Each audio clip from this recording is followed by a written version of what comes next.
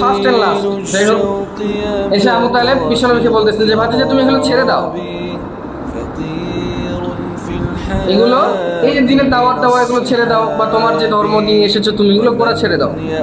এখন বিশ্বনবী কি বললেন জানেন? বিশ্বনবী এমন একটা জবাব দিয়েছিলেন যে এক জবাবে একবারে আবু তালেব খামোশ।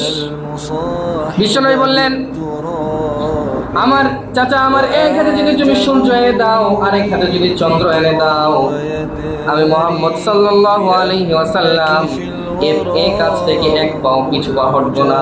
সুবহানাল্লাহ।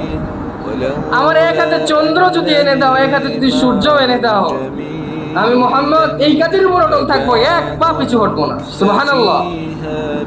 সুবহানাল্লাহ বাড়িতে যাই বলি, জয় বলে সুবহানাল্লাহ। এই কথা শোনার পরে তো আবু তালেব একবারে বলল, হতভম্ব হয়ে গেছে, ব্যাপার কি? নিশ্চয়ই এ ধর্ম সত্য।